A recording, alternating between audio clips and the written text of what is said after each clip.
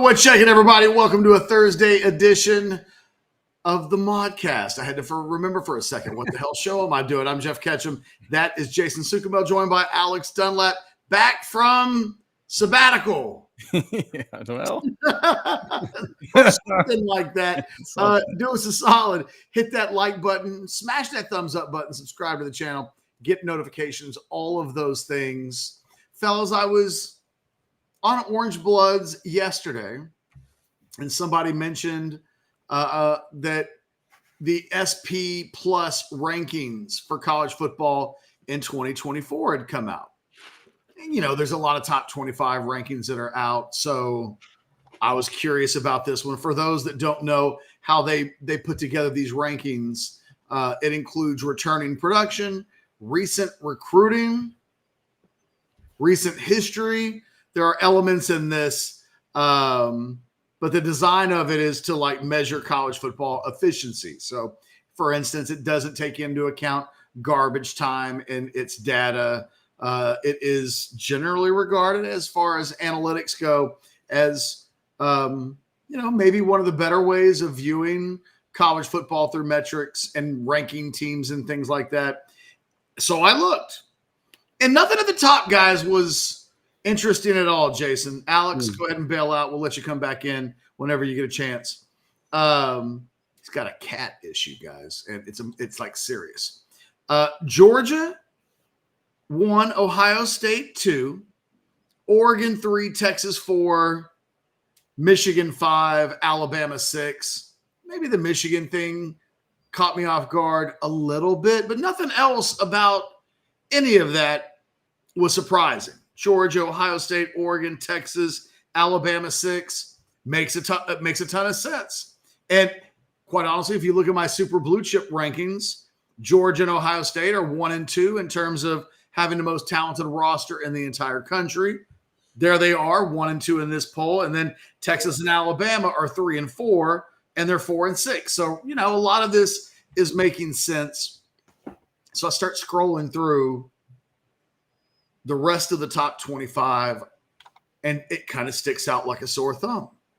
Texas A&M is ranked number 13 in these preseason SP Plus rankings going into next year, and Oklahoma is number 14. Then I started thinking about the FanDuel prop bets that exist for win totals going into the next season. I'd written about this on my 10 Thoughts from the Weekend on Orange Bloods this week. Texas A&M has the third highest projected win total in the FanDuel win prop bets at 8.5. That's their over and under, Alex, for A&M. And OU is at 7.5. I looked at this. A&M slightly above Oklahoma. I look at those win totals. Again, A&M slightly above Oklahoma. And while I know the game is in College Station this year, I hadn't really thought about whether or not I thought Texas A&M in general was a tougher game than Oklahoma until today. And it's a hell of an interesting question because, guys, and Jason, I'll start with you. They both have really young quarterbacks. Texas A&M's got Connor Weigman. He's more proven right now than Jackson Arnold is, but neither of them have played a sustained amount of time. They each have really good skill position players. I somewhat shrug my shoulders, right? The Aggies have a first-year coach. OU will have a third-year coach.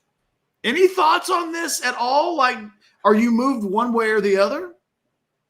Pretty surprised, honestly. And, you know, I knew we were going to talk about it, so I've been looking at stuff. And I mean, Oklahoma too, their win total was what you said, Catch, projected?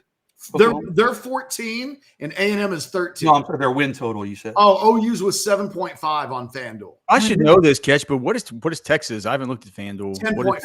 10.5 for Texas. Okay. But Oklahoma's non-conference schedule: Temple, Houston, Tulane, Maine. I mean, they're going to get 4 wins right there, right? So that is 4. It better be. Well, it better be. While A&M actually plays Notre Dame, and then they got 3 cupcakes after that. So A&M will probably get 3 guaranteed. So that's a little surprising to me. And, you know, I just think with A&M, you know, with the coaching change and just so many people left their program, they brought a ton of people in through the transfer portal. I would have thought Oklahoma would have been considerably higher than A&M. Maybe it's the quarterback situation. As you said, Weidman's not much more, but he's more experienced. And I looked at their like projected depth charts. A&M returns obviously Weidman, who has played some. Their top running back. They've got some pretty decent receivers coming back. But Oklahoma's kind of the same situation. I mean, Jackson Arnold played one game, right? They return their running back. Jalil Farouk comes back. I don't know. I guess it's kind of a wash, but I would have thought, without seeing that data when you sent it, I would have, if you said, hey, how do you think these will be ranked? When I proposed the question, your instinct was OU. OU would have been considerably higher, I would have thought. So it is a bit surprising to me to see not just that they're close, but A&M's actually ranked higher. And both win totals on FanDuel, but obviously on this SP Plus we're looking at. Say this. I do think Mike Elko is a good football coach. Now, is he a dynamic personality? Is he going to be a great recruiter? I don't know. But I think in terms of just assembling a team and, like, the dude's done a good job. So I think he's a good football coach who can kind of get that thing turned around with the talent. Jason, hold that thought. I want to circle back around to it. I just wanted to introduce Alex into the conversation. I'm coming right back to that, though. Okay. Alex, when you saw – it's kind of a similar question. Same thing. When I proposed it in Slack and you saw the topic, your initial – Jason just said what his was. What was your initial reaction upon just seeing the question? I needed to look a little bit more deeply into who was coming back and who they lost. And it's like, there's so much transfer stuff. But I'm just I've been kind of conditioned to be very wary of Oklahoma, much more so than Texas A&M. And my general vibe was that my general vibe was that that Texas A&M just, I guess the narrative that I had in my head is like, oh man, the Aggies just lost everybody in the portal. They got a new coach, all this stuff, So yeah, I figured that probably what, the bit of research I did coming into the show would lead me to, definitely thinking that the tougher game for Texas would certainly be the Oklahoma game. I'm not sure. I think that now though. Hey, as I look at this, sorry, Catch, real quick. No, you're good. Oklahoma does have a tougher in-conference schedule. I mean, just A&M. These are tough. Yeah, A&M's conference games at Florida, okay, Arkansas, that's a neutral site game, Missouri at home, at Mississippi State, LSU at home, at South Carolina, at Auburn. They don't play Alabama. They don't play Georgia. Not a very tough SEC schedule for those guys this year. Yeah, whereas Oklahoma plays a good Tennessee team at Auburn, South Carolina, at Ole Miss. This is an Ole Miss team that people think is going to be really good. At Missouri, Alabama, at LSU. So those win totals kind of make sense when you look at it that way. Oklahoma's got a tough draw there. Do you guys want to hear the SEC teams and the rankings? Just, you want me to go through them real quick? Sure. 1 is Georgia. 4 is Texas. 6 is Alabama. 8 is Ole Miss. 10 is LSU. 11 is Missouri. So 6 of the top 11 that's right there. But to your point, Jason, when we look at the A&M schedule, did they have any of those teams? LSU. They've got LSU. LSU is the one. I'm sorry. I'm trying to pull it back up here. Missouri. They play Missouri at home, but they get Missouri. Both those games are in College Station. So, and that's 10 and 11, which is better than 1, 4, and 6. So then it goes 13. Well, obviously they play Texas too, we should say. So. Oh, duh. Yeah. I guess it's not better than 1. It's you get me though.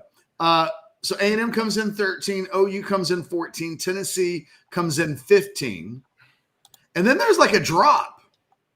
So you could seriously, when we're having this conversation, draw a line after Oklahoma and Tennessee, because the next SEC team doesn't come in until Auburn at 31. And Florida's 33. Wow. Yeah, Florida's 33. And then you scroll down a little bit more. Kentucky's at 40. South Carolina's at 42. Then Then there's a little bit of a drop off. Arkansas is at 56. I got to be running out of teams at this point, right? Yeah, we still got Mississippi State 74, Vanderbilt, and Mississippi State is 74. I'm looking for Vanderbilt. I keep scrolling. I don't want to roll past. 105 Vanderbilt. Okay. Getting got down to them. And so then we get down to Vanderbilt down at 105. The thing that I'll say about A&M, first of all, they've got more pure talent on their roster than Oklahoma does. When we look at the super blue chip rankings, and we're talking about most players on the roster, either named that are kind of national top 75, let's just say that as a ballpark. When we include either just the rivals rankings or we go with a consensus, which would be any player that's been named by at least two of the recruiting services as one of these prospects, or if we just look at every single recruiting service and anytime any of them named any player on the roster as a super blue chip, A&M's fifth in the country. Now there's a tier. It's Ohio State, it's Georgia, small drop off. Then it's Texas and Alabama. Then there's another drop off. But then A&M comes in there, and they are without question ahead of Oklahoma. So I think all of the transfers and all of the losing and Jimbo leaving and kind of the A&M stigma of the last 12 to 18 months, I think probably clouds people's brains. They may have lost a Walter Nolan, but it's still on paper a very talented Texas A&M team. So, Jason, I want to come back to the question or the discussion that you were just asking or talking about with regards to the coaches, because I've got a series of questions that'll take us down the rabbit hole, but I'm going to start with a big one. If you could choose Elko or Venables as your head coach, who would you choose? That's a good question. I would Elko. I'm looking. He was 16-9 at Duke, which it's tough to win at Duke. But I mean, Duke's had a pretty good program for a while, right? And he actually elevated that program, though. He actually won more his first game than he did, or first season than he did last year. Last year was 7-5. So I think Elko's done a good job. I think he's he's not a sexy hire for Texas A&M.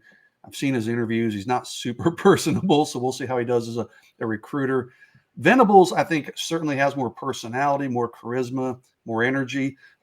Venables, boy, I didn't think he was going to make it through 1 year the way that he started off at Oklahoma, right? But he was able to to rally the troops, so to speak, and kind of right the ship. So, I think Venables. I think they're both good coaches. I would probably take Venables.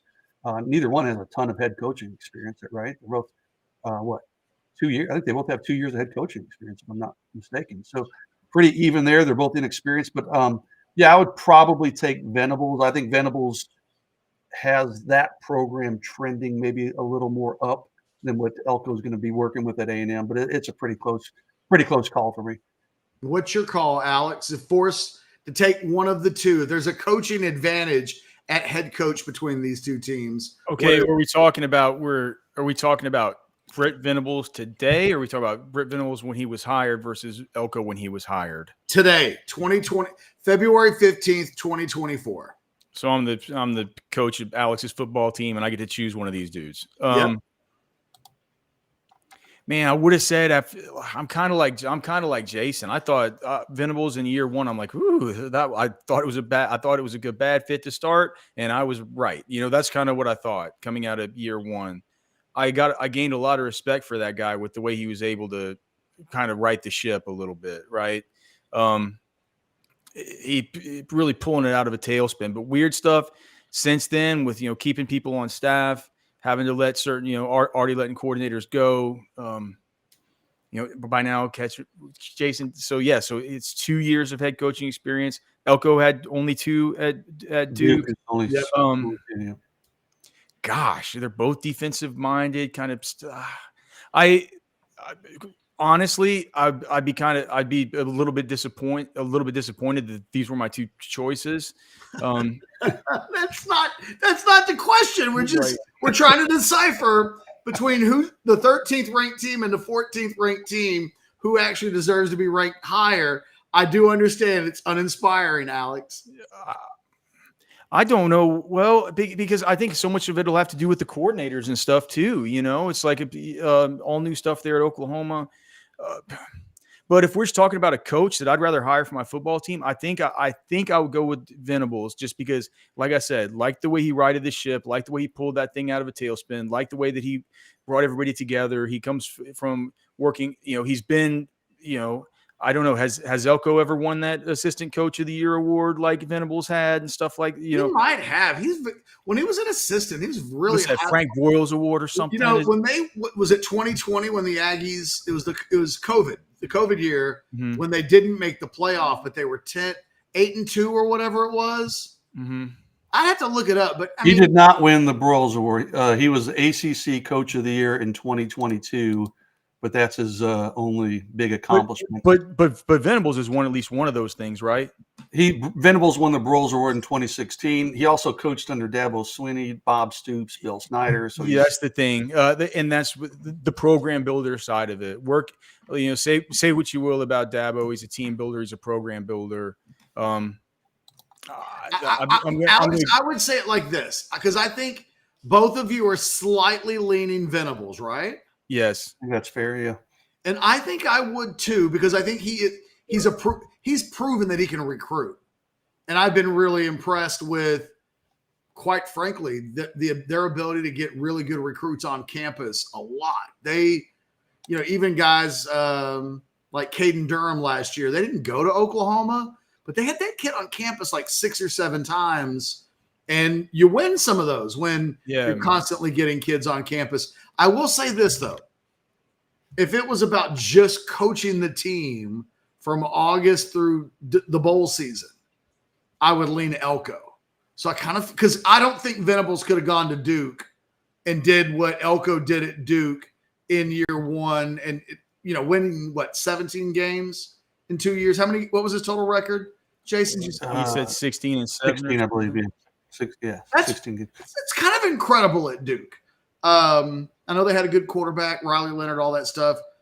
I lean, if we were talking 30,000 feet up in the air and I had to take one, I'd go Venables for the recruiting reasons and all of the other things that you outlined. He's shown in year 2 he's got some chops, but I'm really impressed with Elko as a coach on the field. I have no idea how he's going to do as a recruiter and how he'll do at a major level. But if I had to win a game, I might go with Elko. Here's an interesting one, because both of these dudes were really highly recruited. If we're picking quarterbacks, would you go Jackson Arnold, the 5-star from the 2023 recruiting class, same recruiting class as Arch Manning, or would you go Connor Wigman? And I call him Wigman because Billy Lucci came on the show and said it was Wigman.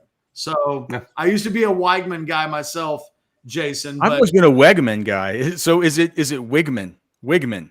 Billy's A&M draw says Wigman, and I asked him specifically, Wigman or Weigman, and he said Wigman. So I'll blame it on Texags if for some reason that's wrong. Well, okay, Jason, do you want to go? I mean, you can. Yeah, I'm looking at like their stats from last year, and Arnold's only real experience was in the bowl game against a good Arizona team, right? A good defense. I did throw for 361 yards, but threw 2 touchdowns, 3 interceptions.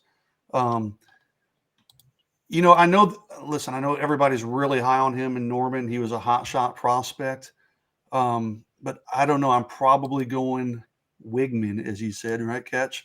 He actually played pretty well before getting hurt. I mean, I'd say pretty well, but he was, serviceable. He 8 touchdowns to 2 interceptions, 69% completion percentage. But then I would watch him and be like, that guy's not very good, right? But then I look at his stats and I'm like, hey, actually his stats weren't that bad. Maybe he did it against some of the non-conference cupcakes. I'm not sure. But Wigman they're both really highly regarded recruits. Wigman obviously was a tremendous baseball player too. To me, that counts for something. He worked for Patrick Mahomes, right? That's tough because I don't know enough about Jackson Arnold. We have a very small sampling, but I'd probably take Wigman with the understanding that maybe Arnold has a bit higher ceiling if he can reach the ceiling. But I guess I'd probably take what I think is a safer bet and take Connor Wigman from A&M. What about you, Alex? Well, both guys are plus 1,800 Heisman odds over at Bovada. So we know that Quinn Ewers is sitting at the plus 750. He's tied right now with Carson Beck as the leader in the clubhouse for the Heisman Trophy this year. So it's a tough question because even the sports books, right? The most efficient markets that we have, some of the most efficient markets in America. Really are like razor thin. Yeah, maybe so. So they're both plus 1,800. Like Jason said, there's what really kind of corrupts your mind, or with the recency bias with Jackson Arnold, is that what was he 26 of 45? So he was, but for 361 and 2 touchdowns, 3 interceptions. He had 38 yards on the ground. That was the Alamo Bowl last year, right? Yeah. That was where Johnny Nansen just wrecked him for six total turnovers in that game. Not all the turnovers came from him, but at least 3 interceptions. But yeah, 5-star dude, elite recruiting pedigree. You could tell he's just very athletic. He's good. He's going to be good. Like at some point, Jackson Arnold's going to be a problem for Texas, right? But whenever I was looking at the quarterbacks of the SEC and did that article on them, I did notice that.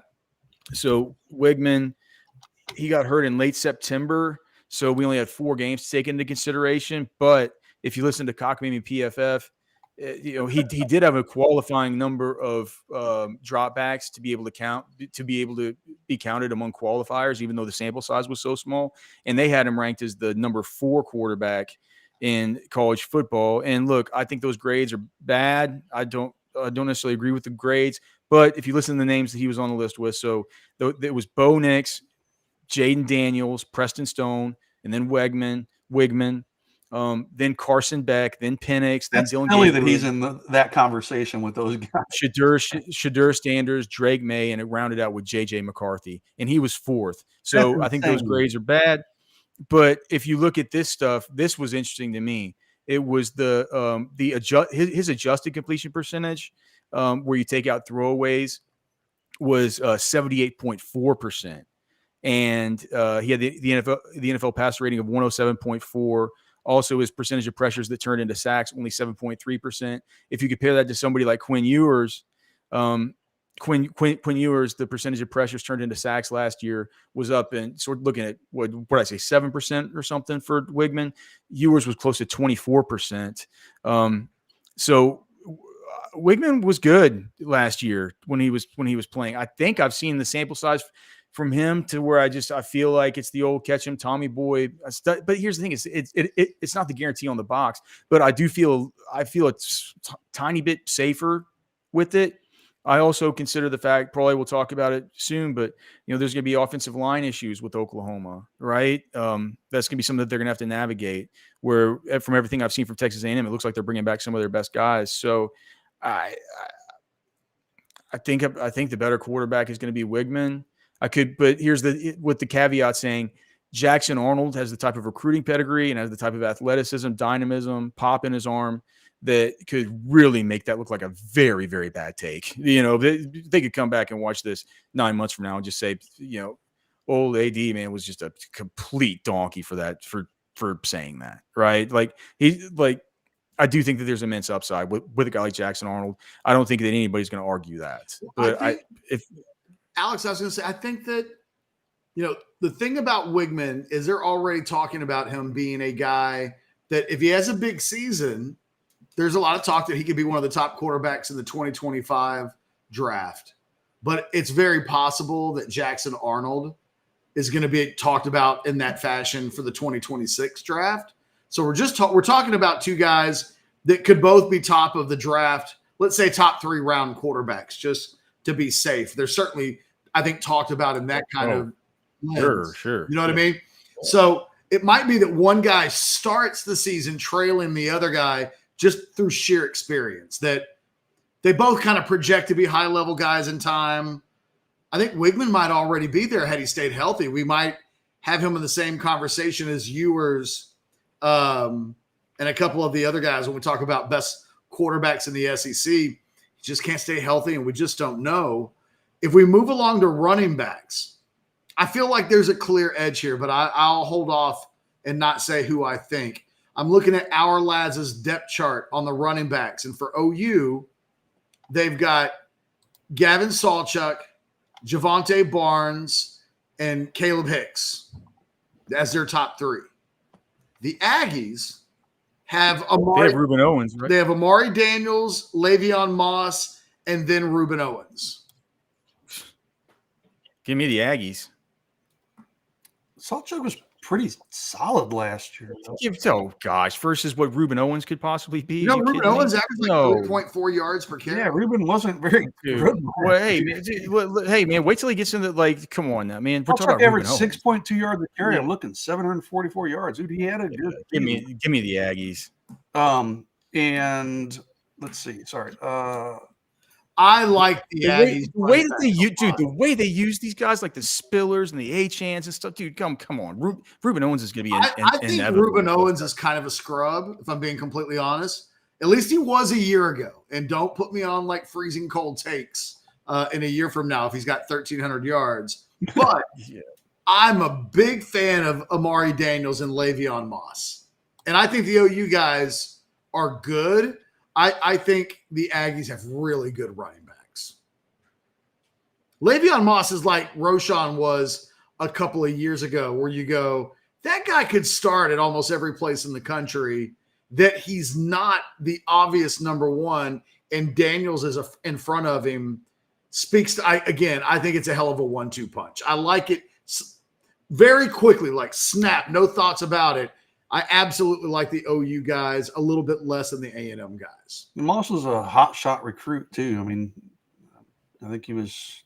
They're both really good. Right around Ravels 100 or something like that. So it's close. It's close, but I tend to agree with you. But I do think, Sawchuk was productive. I mean, you can't take that away from him. 744 yards, 6.2 yards per carry, 9 touchdowns.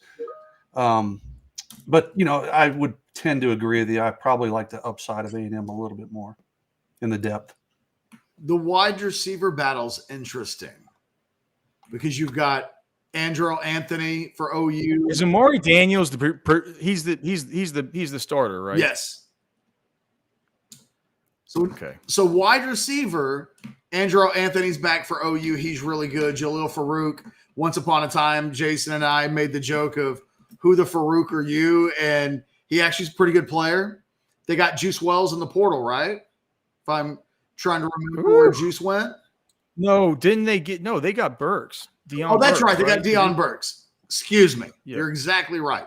So they add Deion Burks. They've got Nick Anderson, who's back. Nick Anderson, yep. And Brennan Thompson hanging around back there as well. Not to mention a young Jaquez Petaway, who was a redshirt freshman last year, who I really like. There's the other guy too. Gavin Freeman is another guy in their group.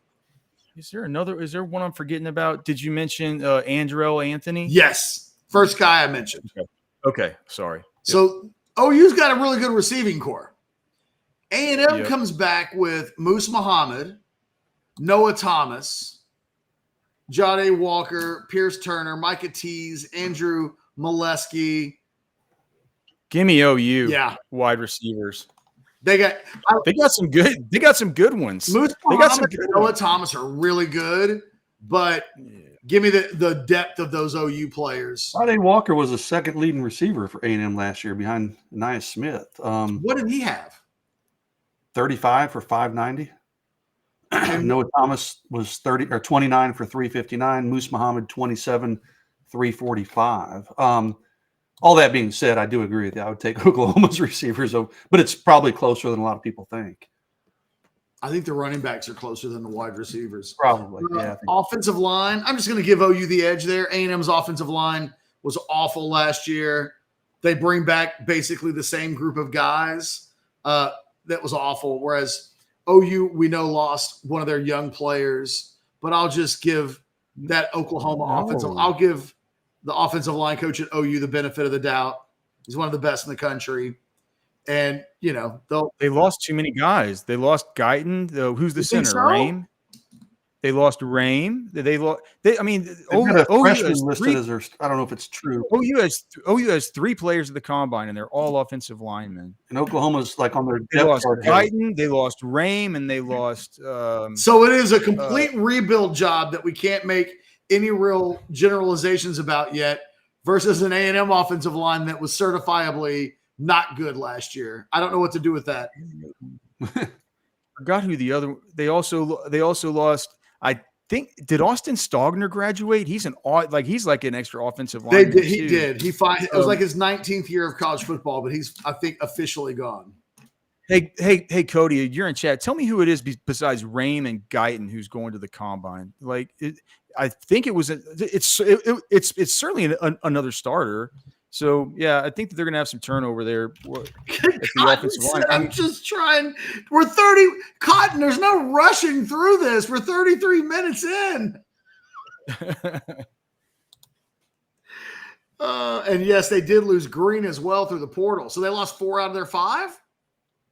It's rough. Layden Robinson, Alex. Okay. I only have one offensive lineman invited to the combine. I'm seeing. I got a nice. Well, Guyton and Rame are both invited. I thought there was a third OL. Is there not? Cody's saying in chat some Aggie website, and it says they have 5. They have 5, right? 5 players. That's right. Yeah. So Anaya Smith, 1 offensive lineman, and a D tackle, a linebacker, and a DB. So. Right. I'm talking about OU. I'm sorry. I'm on the wrong team. Okay. Sorry. Yeah. I'm trying to think of who the other one was. So Cody's saying, okay, Walter Rouse, number 75. Okay. I saw that and thought Fred Rouse. I'm not keeping up with the Rouses these days. Yeah, it's crazy. Oklahoma's only 3 players. I might give O-line. I might just give it to Texas A&M just based on the fact that they're bringing back all the starters, even though they were bad. That's completely fair. I can't dispute that. I want to give OU the benefit of the doubt, but that's a lot of turnover. I know this. I definitely give A&M the defensive line because they come back with this is a formidable defensive line. They've got Shamar Stewart and Shamar Turner as one of their defensive ends and one of their D tackles. Both of those dudes are playing on Sundays. That's all you need to say for me. Give me those. Give me those dudes. Yeah. DJ Hicks. I want DJ Hicks running the backup. I mean, that dude's a monster. So yeah. DJ, they're loaded. Defensive line recruiting, man, it was incredible with Robinson there. That's incredible. And those guys aren't gone. I think you look at the linebackers. I mean, Stutzman going back for OU makes that. Now, A&M does bring back Torian York as a sophomore next year. He was pretty sensational as a freshman last year. Talk about, of all the guys in the country or all the guys from the state of Texas that might have been misranked the most, it might have been York, who came right into the SEC and was a plus. He was their best linebacker. Well, no. Moss was Edgerrin Cooper, right? What's his name? Cooper. Yeah, Cooper. He was their best guy, but Torian York was really good. So 74 tackles and 3 sacks as a freshman kid. I'm telling you, he was good. He was like a high 3-star as a prospect and just came on in and kind of surprised everybody. I'll give OU the benefit of the doubt. Stutzman will be one of the better linebackers in the SEC next year. Secondary, OU's bringing back Billy Bowman. And then 3 upperclassmen. Yeah, and then didn't A&M's passing, because they had a good passing defense the year before last, but took a step back last year, right? They're really talented though. They've got Jacoby Matthews, Javon Thomas, Bryce Anderson will be one of the better nickels in the SEC next year. Oh, who's the freshman? I can't believe I'm forgetting his name. Is it Dalton Brooks? Javon Thomas. Oh, is there another one? That's a lot of talent in that A&M defensive A&M. I'm going to go on defense in general. I'm giving A&M. Here's where I'm at. A&M looks better on paper right now than OU does. Because I think they have a slight edge at wide receiver. I mean, at quarterback. I think they have better running backs We decided on the offensive line, at least they've got guys coming back, and they're better from top to bottom on defense. So if I had to say it right now, I think A&M is slightly better than Oklahoma, and it makes sense that FanDuel has them with one more win on their over and under. Especially given the two teams' schedules, Yeah. when you can, because Catch read, or Jason or Catch read down the schedules, and it feels like there's a big difference in those two as far as the strength of them. Plus, the elephant in the room is that Texas does have to go to A&M. So if we're saying, is the A&M game more difficult than the OU game this year?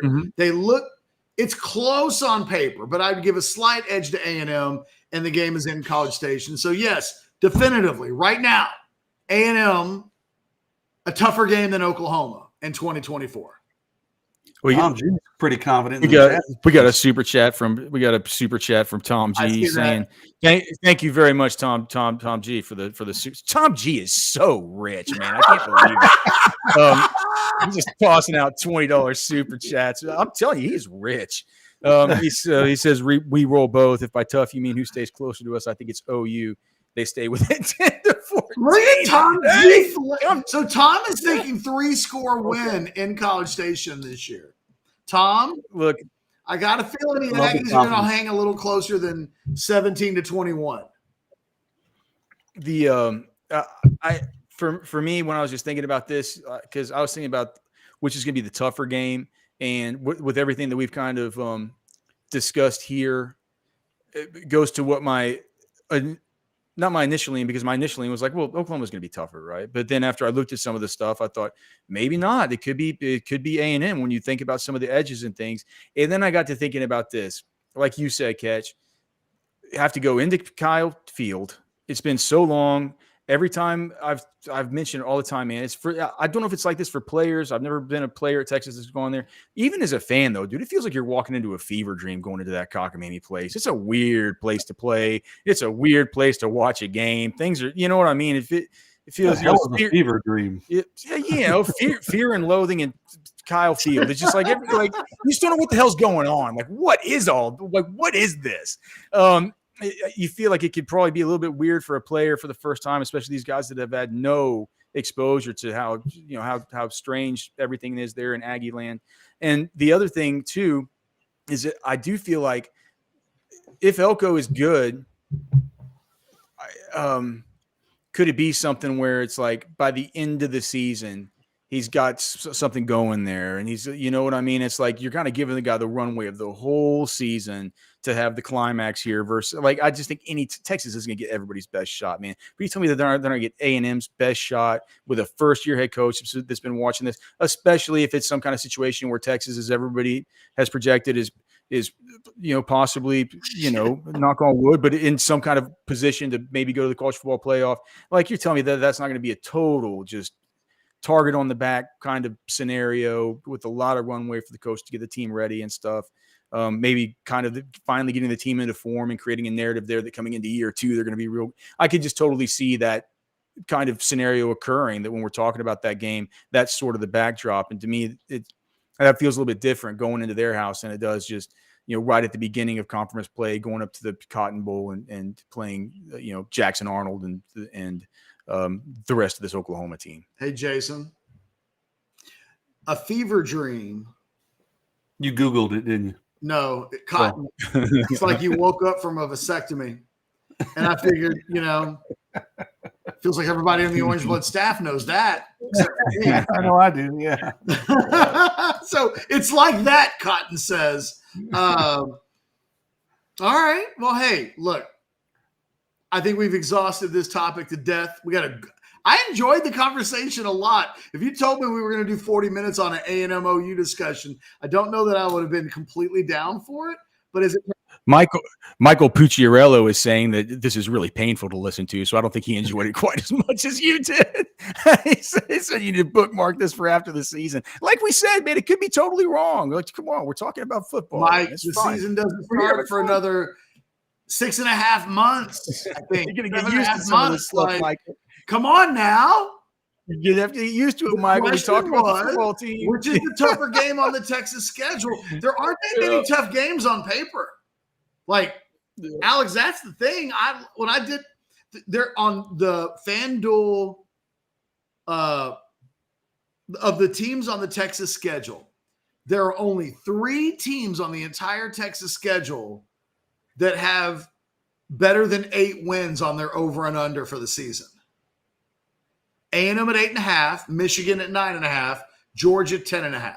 Georgia and Texas both tied with the highest at 10.5. And beyond that, you've got OU at 7.5.